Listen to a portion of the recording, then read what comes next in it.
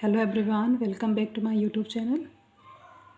तो आज हम पढ़ेंगे तद्भव और तत्सम। ठीक है, तत्सम और तद्भव क्या होते हैं उनके बारे में पढ़ेंगे और वीडियो के लास्ट तक बने रहें। वीडियो बीच में स्किप मत कीजिए क्योंकि अब जो अधिशासी अधिकारी का जो एग्ज़ाम आ रहा है इसी मंथ नवंबर में है, उसके लिए हिंदी का जो पोर्शन है, जो पहला पेपर हो उसका हिंदी का होगा 2 घंटे का, तो उसके लिए बहुत इम्पोर्टेंट है। तो प्लीज़ वीडियो के अंत तक बने रहें। ठीक है, तो बात करते हैं तत्सम और तद्भव के बारे में। ठीक है, तत्सम तद्भव। तत्सम क्या होते हैं? तत् यानी उसके, सम यानी समान।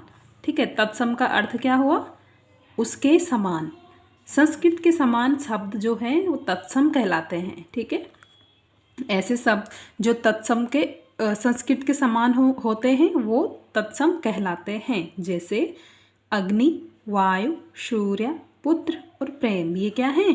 संस्कृत के शब्द हैं। ठीक है, तो इनका यूज़ हम ऐसे ही अपनी लाइफ में करते हैं, तो ये संस्कृत से निकले हैं इसलिए इनको तत्सम बोलते हैं। ठीक है, आगे देखिए तद्भव क्या होते हैं।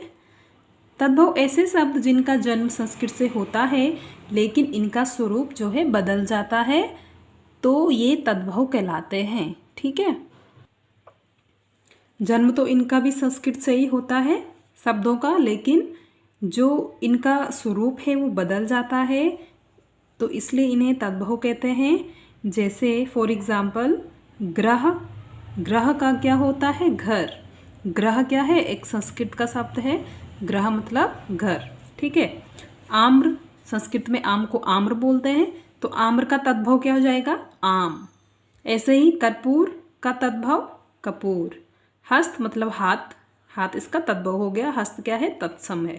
ठीक है, तो इनके नियम जान लेंगे।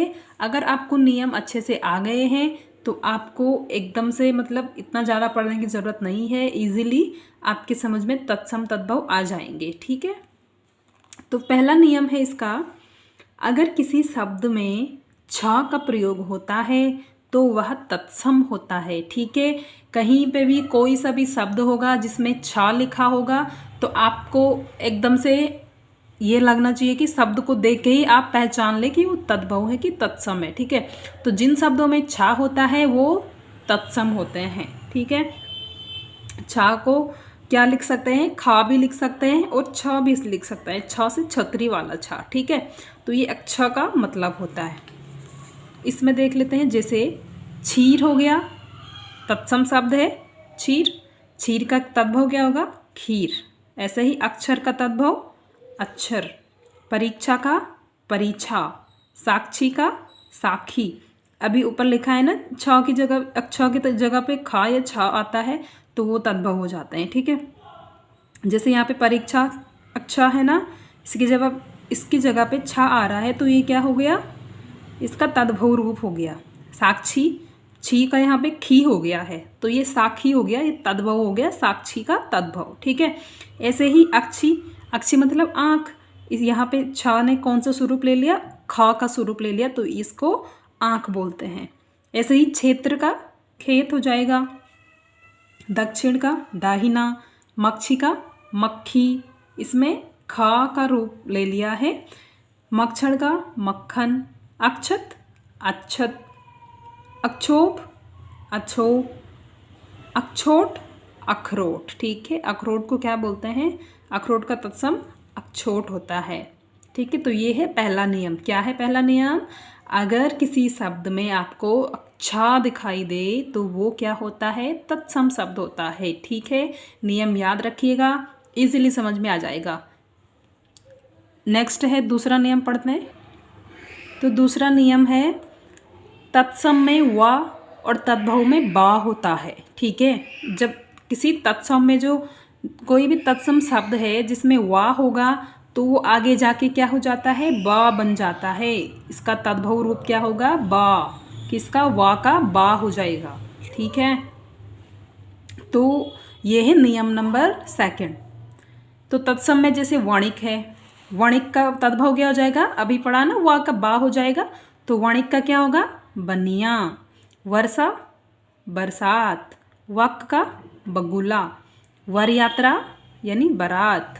वर यात्रा होती है ना, वर मतलब दूल्हा, तो बारात को क्या बोलेंगे, वर यात्रा। ठीक है। विवाह ब्याह, वानर का बानर, विद्युत बिजली, उद्वर्तन उपटन, वत्स बच्चा, वधु बहू, विभीतिक बहेड़ा, वर्कर बकरा। ठीक है। तो ये नियम नंबर दूसरा हो गया है। वा से जो बा बनता है तद्भव में वा का जो है बा स्वरूप चेंज हो जाता है। ठीक है। थर्ड नियम है, समझ में आ रहा है, आ रहा है ना। अगर समझ में नहीं आ रहा है तो आप वीडियो को फिर से देख लें और अपने नोट्स प्रिपेयर कर लें। इस वीडियो को एक बार पूरा देखेंगे तो अच्छे से तद्भव तत्सम समझ में आ जाएंगे, कोई कन्फ्यूज़न नहीं होगा। बस वीडियो के अंत तक बने रहे। ठीक है। थर्ड है स, जो ये बड़ा वाला शा है तत्सम में, इसका तद्भव में क्या हो जाता है, सा हो जाता है। ठीक है। श से सा हो जाता है। तो जैसे श्यामल है तो ये बड़ा सा है ना, श्यामल, श्यामल क्या क्या हो जाएगा, सांवला। ऐसे ही सकु, सकु का सुआ, सुंड, सुंड का सूंड, स्वसुर, ससुर का ससुर, हिंदी में क्या होता है, ससुर। ठीक है। दर्शन, हिंदी में क्या होगा, दर्शन। शब्द, ये वाला सा आ जाएगा शब्द।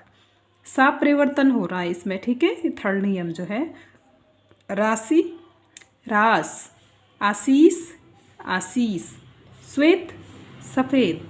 ठीक है। तो ये नियम नंबर 3 हो गया, बड़ा वाला शा से छोटा सा बन जाता है। ठीक है। अब है चौथा नियम। चौथे नियम के अनुसार जो री है तत्सम, इसका री क्या होता है, जिन जिन शब्दों में री आता है वो तत्सम शब्द हो जाते हैं, और जिनमें त्रा आता है वो भी तत्सम होते हैं। तो त्रा का क्या हो जाता है, यहाँ पे ता हो जाता है। ठीक है। त्रा का ता स्वरूप हो जाता है। तत्सम में त्रा आएगा तो तद्भव उसका त्रा का ता हो जाएगा, मतलब त्रा के जगह पे ता आएगा। ठीक है। जैसे रात्रि है तो रात्रि का क्या होगा, रात। राजपुत्र राजपूत। श्रृंगार, श्रृंगार का क्या होगा, सिंगार। घृत यानी घी, घी को संस्कृत में घृत बोलते हैं। मृतिका, मृतिका का मिट्टी।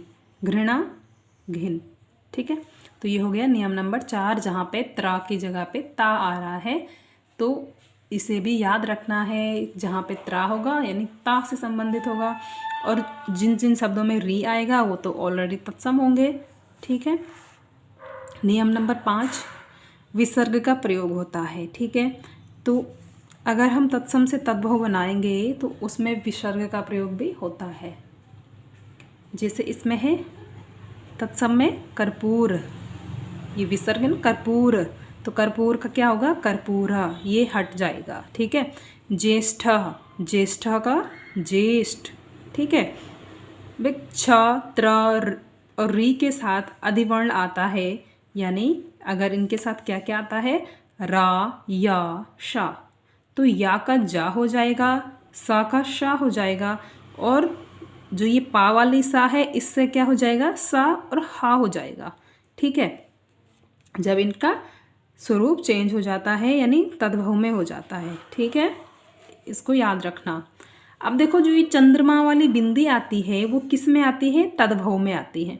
जिन जिन शब्दों में चंद्रमा वाली बिंदी होगी वो तद्भव शब्द होंगे, और जिनमें जो सिंगल बिंदी होती है वो आएगा तो ये क्या होगा, तत्सम। अब जैसे एग्जाम्पल देख लेते हैं, गोधम, गोधम धा के नीचे क्या है, हलंत। ठीक है। तो गेहूं के लिए बोलते हैं गोधम संस्कृत में, तो धा के नीचे हलंत है यानी आधा धा है। ठीक है। गोधम का क्या होगा, गेहूं, तो गेहूं इसका तद्भव स्वरूप हो गया गोधम का। ठीक है। देखो गेहूं के ऊपर चंद्रमा की बिंदी है ना, तो ये इसका तद्भव हो गया। देखो मुख, मुख का क्या होगा, मुंह, इसमें भी चंद्रमा की बिंदी आ रही है तो ये तद्भव रूप है।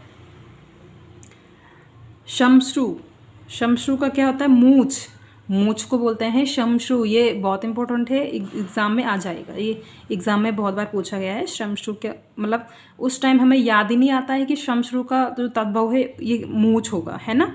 तो कुछ ऐसे वर्ड होते हैं जिनमें हमें अपना कन्फ्यूज़न एकदम क्लियर रखना चाहिए। ठीक है। अब ग्राम है, ग्राम को क्या बोलते हैं? गांव। ठीक है, ग्राम का तद्भव गांव हो जाएगा। व्याघ्र, व्याघ। भ्रू, भ्रू का क्या होगा? भों। देखो इसमें सिंगल बिंदी है ना, भों। आम्र का आम। षष्ठ का छठा, एक सा की जगह पे छा आएगा। ठीक है, षष्ठ का छठा। युग का जुग। अभी यहाँ पढ़ा था ना, या की जगह पे जा हो जाएगा। ठीक है, या का जा हो जाता है, तो युग का जुग। युवा, युवा का जवान। शिष्य का शिष्य। तो ये था तत्सम और तद्भव। अगर आपको वीडियो अच्छी लगी तो please don't forget like, share and subscribe, और कमेंट ज़रूर कीजिएगा आपको मेरी वीडियो कैसी लगी। और अगला टॉपिक पढ़ेंगे हम देशज और विदेशज शब्द। ठीक है, तब तक के लिए आप ये वीडियो देख के अपने नोट्स बना लें। तत्सम तद्भव में जो भी आपकी कन्फ्यूज़न है वो दूर हो जाएगी। ठीक है, जय माता दी।